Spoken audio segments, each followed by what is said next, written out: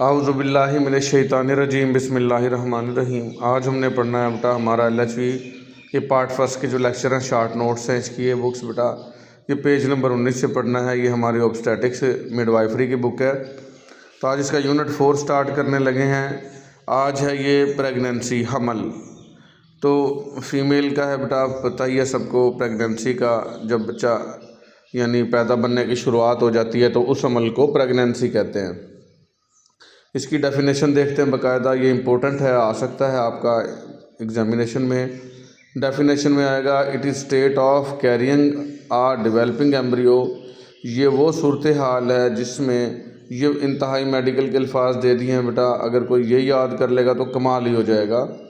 वो स्टेट जिसमें औरत रखती है, कैरिंग का मतलब रखना है, वो हालत जिसमें डेवलपिंग एम्ब्रियो बढ़ता हुआ बच्चा और फिटस, एम्ब्रियो और फिटस एक ही चीज़ होती है बेटा। एम्ब्रियो पहले 8 हफ्ते माँ के पेट में जो बच्चा होगा उसको एम्ब्रियो कहेंगे। 8 के बाद यानी 9 माह तक, जब तक बच्चा नहीं पैदा हो जाता, उसको फिटस कहेंगे।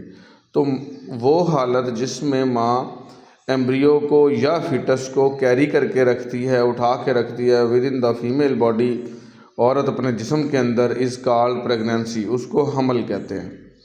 तो ये था इसका बेटा तारीफ़। इसकी दूसरी तारीफ़ भी दी हुई है कि pregnancy is a period from conception of to birth.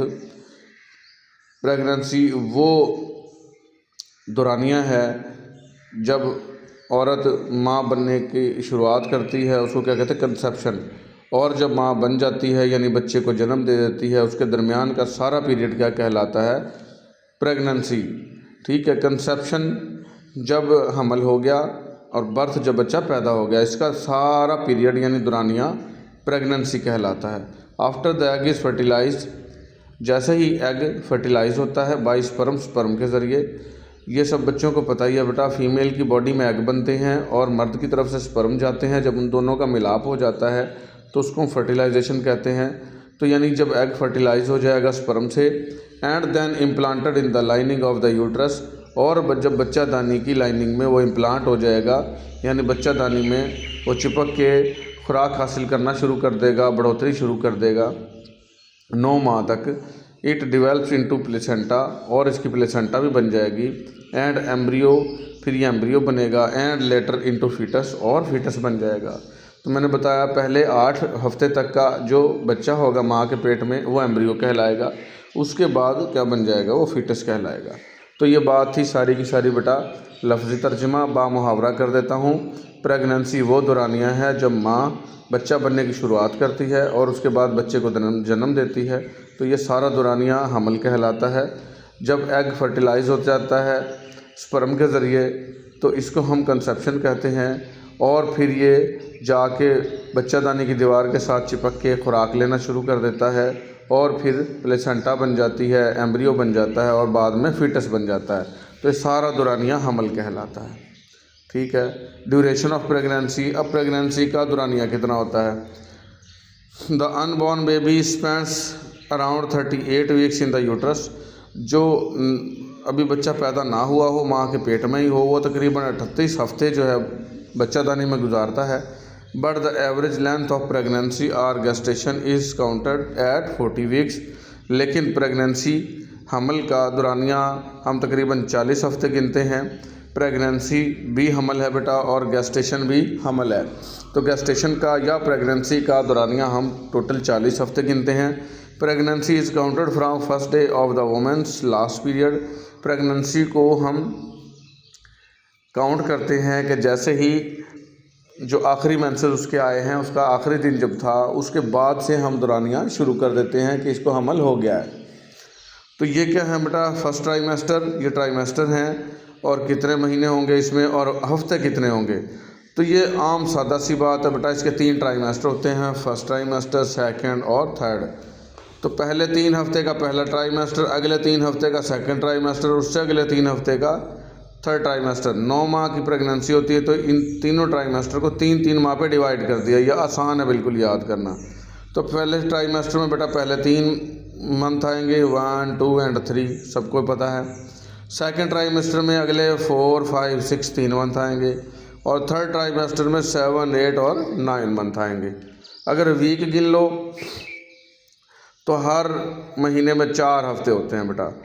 तो सो सिंपल जितनी भी है, एक माह में 4 हफ्ते, अगले माह में भी 4 हफ्ते, अगले माह में भी 4 हफ्ते, तो ये 4 4 4 4 हफ्ते में ना तो 36 वीक हो जाते हैं। लेकिन 36 से 40 वीक के दरमियान में बेबी डिलीवर हो ही जाता है। तो ये आसान है, बिल्कुल ये याद करना चार्ट, ये आपको पता होना चाहिए बेटा, ठीक है। फिजियोलॉजिकल चेंजेस, क्या तब्दीलियाँ आती हैं औरत में? फिजियोलॉजिकल चेंजेस कहते हैं बेटा ज़ाहरी शक्ल, ज़ाहरी जो तब्दीलियाँ आती हैं, तभी तब्दीलियाँ इनको कहेंगे।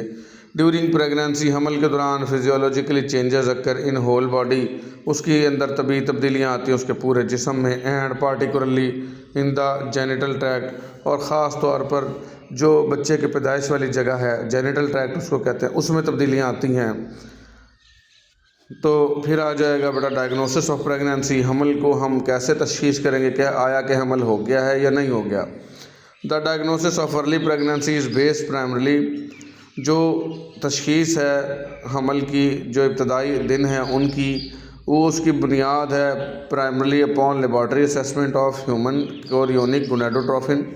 ये एक हार्मोन है बेटा इंसानों के अंदर, ख़ास तौर पर औरतों में जब पैदा होता है, जब हमल हो जाए तो उसके पेशाब में ये ह्यूमन कोरियोनिक गोनेडोट्रोफिन एक हार्मोन है, वो आना शुरू हो जाता है इन द यूरिन, पेशाब में और ब्लड या खून में।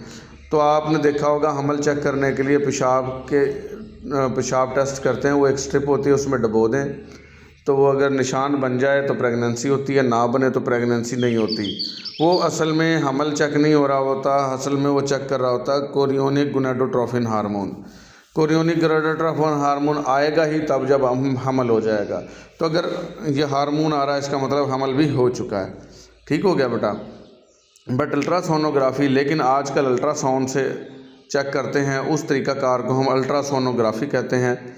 Is also an accurate method of diagnosis, ये भी तशखीस का जो है वो बहुत बेहतर तरीका है। यानी या अल्ट्रासाउंड करवा लो या वो स्ट्रिप से चेक कर लो, और स्ट्रिप से जो पेशाब चेक करते हो तो असल में आप वो गोनेडोट्रोफिन हार्मोन चेक कर रहे हो। Detail diagnosis of pregnancy, pregnancy की डिटेल क्या है? The average duration of pregnancy is 280 days. अगर दिनों में गिना जाए बेटा ये मारूजियाँ बन सकती हैं, दिनों में भी पूछ सकता है, हफ्तों में भी पूछ सकता है, महीनों में भी पूछ सकता है, फर्स्ट ट्राइमेस्टर में पूछ सकता है, सेकंड, थर्ड, ये सारे बिल्कुल आसान है। तो दिनों में पूछेगा तो कितने दिन की होती है? तकरीबन 280 दिन की। हफ्तों की पूछेगा तो तकरीबन 40 हफ्तों की, 40 वीक्स, ठीक है। और अगर वो पूछे कितने माह की, तो सबको पता है 9 मंथ की है। पूछे कितने ट्राइमेस्टर होते हैं, तो 3 ट्राइमेस्टर होते हैं, फर्स्ट, सेकंड, थर्ड। तो कितने मंथ का होता है, तो आपने बता देना हर ट्राइमेस्टर में 3 मंथ शामिल हैं। पहले 3 मंथ का फर्स्ट ट्राइमेस्टर, दूसरे 3 मंथ का सेकंड ट्राइमेस्टर, और लास्ट 3 मंथ का थर्ड ट्राइमेस्टर है। आसानी से बता सकते हो बेटा, ये बता दिया उसने। फिर फर्स्ट ट्राइमेस्टर 1 से 12 हफ्तों का बेटा, सेकंड ट्राइमेस्टर 13 से 28 हफ्तों का, और थर्ड ट्राइमेस्टर 29 से 40 हफ्तों का। ये वीक्स दे दिए हैं बेटा, हफ्ते, ठीक है। और मंथ मैं आपको बता चुका हूँ, आसानी से लिख लें। Pregnancy is calculated from first day of the last menstrual period. Pregnancy count करते हैं जब पहला दिन आता है, आखिरी जो मेंसेस आए थे उसके बाद, वो ख़त्म होने के बाद जो पहला दिन आएगा उससे शुरू कर देते हैं। And the expected date delivery is 9th calendar month, और जो मतवक्का डिलीवरी यानी पैदाइश का टाइम होता है वो 9 माह होता है, plus 7 days from that date, और 9 माह और 7 दिन इजाफ़ा करते हैं उस डेट से कि जब लास्ट मेंसेस आए थे उसके बाद। पहले दिन से स्टार्ट किया था तो उसके बाद 7 दिन का इजाफ़ा करते हैं। About 4% of the babies are born on expected date. तकरीबन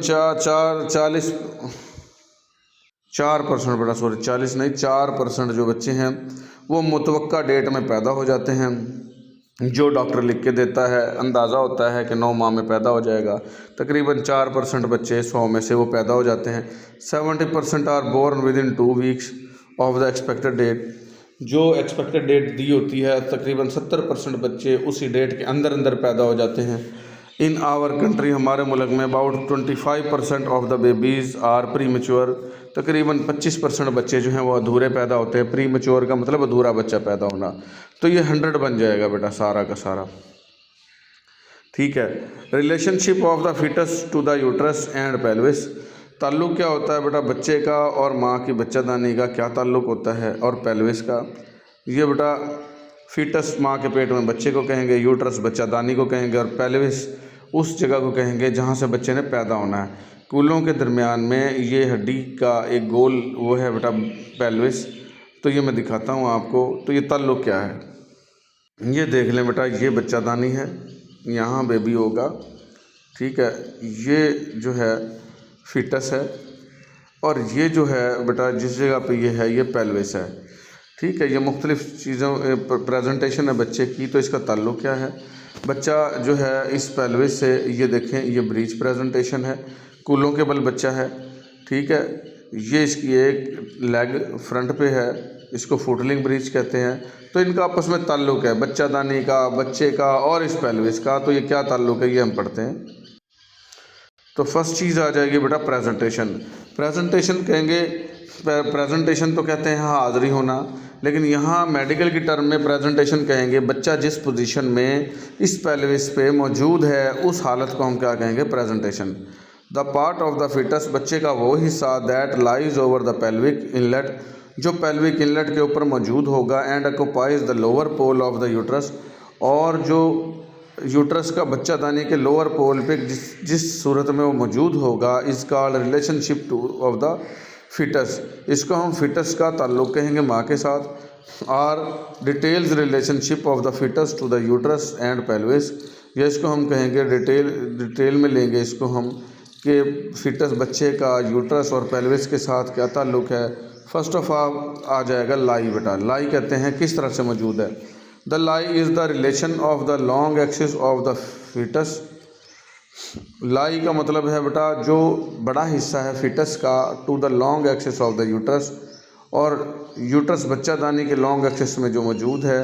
this is normally longitudinal as a vertex, ये लंबाई के रूप वर्टेक्स होता है। और ब्रीच प्रेजेंटेशन या ब्रीच प्रेजेंटेशन होता है। वर्टेक्स कहते हैं बेटा बच्चे का सर नीचे की तरफ होना, ये नॉर्मल होता है। ब्रीच कहते हैं बच्चे का उल्टा होना, यानी कूलों के बल होना। तो ये अक्सर औक़ात वर्टेक्स होता है या ब्रीच होता है। इन ट्रांसवर्स लाई भी होता है जिसको टेढ़ा बच्चा कहते हैं बेटा। The long axis is the foetus lie in the horizontal और short axis of the uterus. तो फीटस जो है या हॉरिजॉन्टल होगा या शॉर्ट एक्सिस में होगा बच्चादानी के। The shoulder occupies the lower pole of the uterus, और उसके कंधे जो हैं वो बच्चादानी के लोअर पोल में भी हो सकते हैं। ये मैं दिखाता हूँ आपको, ये ट्रांसवर्स लाई भी दिखाता हूँ, और आपका ब्रीच प्रेजेंटेशन और वर्टेक्स भी दिखाता हूँ। ये देखें बेटा, ये सिफेलिक है जिसको वर्टेक्स कहते हैं, ये वर्टेक्स प्रेजेंटेशन है। ये ब्रीच है, ये कूलों के बल है बच्चा, और ये ट्रांसवर्स है। ट्रांसवर्स कहते हैं टेढ़ा बच्चा होना। तो ये पैदाइश का रास्ता है तीनों का। ये बच्चा आसानी से डिलीवर हो जाएगा, इसमें भी मुश्किल है, और ये तो है ही ऑपरेट, ठीक हो गया।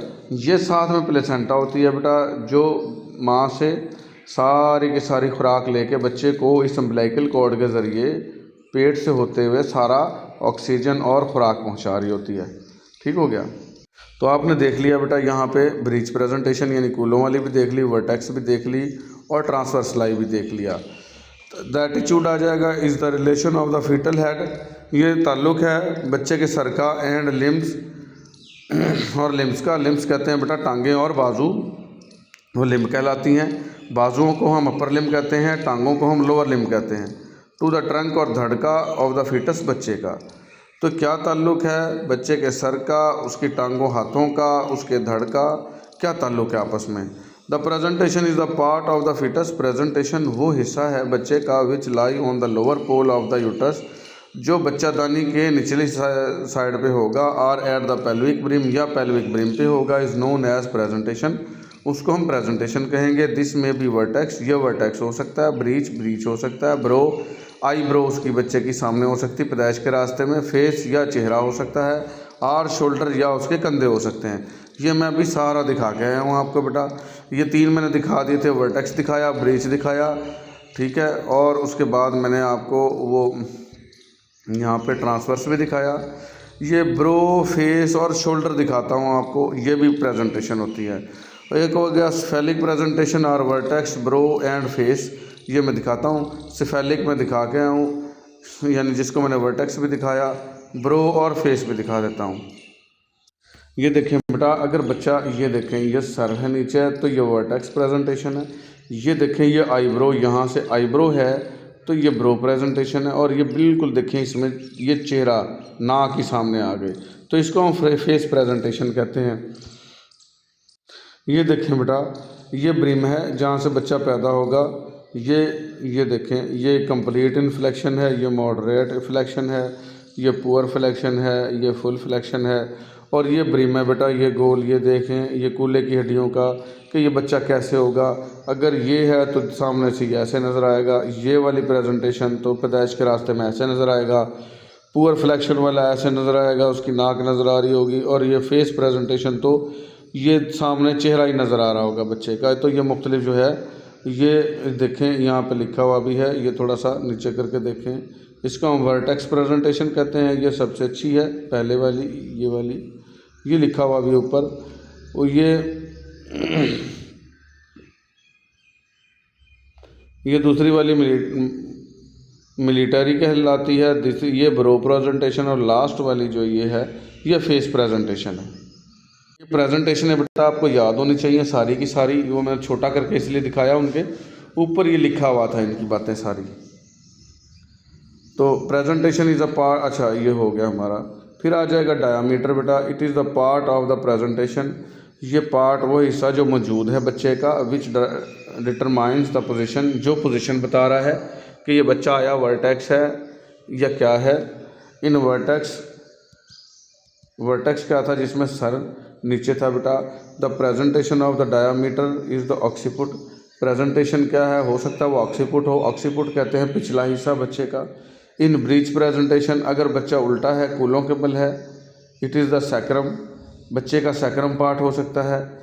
इन द शोल्डर प्रेजेंटेशन, अगर बच्चे के कंधे सामने हैं, इट इज़ एक्रोमियन प्रोसेस, ये एक्रोमियन प्रोसेस हो सकता है। इन फेस प्रेजेंटेशन, जैसे बच्चे का सर सामने है, चेहरा है सामने, it is the chin mentum, ये चिन प्रेजेंटेशन होती है। तो इसको क्या कहते हैं, डायामीटर बेटा। ये डायामीटर मैं दिखाता हूँ आपको। ये हम पिछले लेक्चर में पढ़ के आए थे बेटा। ये डायामीटर थे, ये पहला डायामीटर है बेटा, ये दूसरा, ये तीसरा, और ये चौथा और पांचवा। इन डायामीटर से हम अंदाज़ा लगाते हैं कि खुदा न खास्ता बच्चा फंस तो नहीं जाएगा निकलते हुए, स्टक तो नहीं हो जाएगा, प्रोलॉन्ग लेबर तो नहीं हो जाएगी, दर्दें देर तक तो नहीं चलती रहेंगी, कहीं बच्चे का दम घुटने से मर ही ना जाए। तो ये सारी की सारी क्या है बेटा, ये आपके डायामीटर हैं। और आजकल पेल्विमीट्री हो जाती है, ये अल्ट्रासाउंड से ही अंदाज़ा लगाया जाता है कि जो पेल्विस कितना है और इसके सर का साइज़ कितना है, तो आया ये आसानी से बच्चा पैदा हो जाएगा या खुदा न खास्ता फंसने के चांसेस हैं। तो ये बताया जा रहा है यहाँ पे। फिर आ जाएगा बेटा, position is the relation of denominator to 6 areas of the pelvic brim. Position कहेंगे वो ताल्लुक़ जो ज़्यादा गालिब है, जो 6 एरियाज़ हैं पेल्विक ब्रिम के, उनमें। तो ये पेल्विक ब्रिम के एरियाज़ में दिखा के है बेटा। अभी ये डायामीटर भी दिखाए मैंने। तो वो चीज़ जो ज़्यादा फंसने के चांसेस होंगे उसको हम पोजीशन कहेंगे। ये मेडिकल के अल्फाज है। चेंजेस इन द यूट्रस, बच्चादानी में क्या तब्दीलियाँ आएंगी, सर्विक्स में क्या तब्दीलियाँ आएंगी, एंड वजाइना में क्या तब्दीलियाँ आएंगी, ये हम पढ़ेंगे अगले लेक्चर में। आज हमने देखा सिर्फ़ और सिर्फ ब्रिम को और हमल की तारीफ़ देखी, प्रेगनेंसी की। तो हम मिलेंगे अगले लेक्चर में बेटा कि बच्चादानी में, सर्विक्स में और वजाइना में क्या क्या तब्दीलियाँ आती हैं। अल्लाह हाफिज़।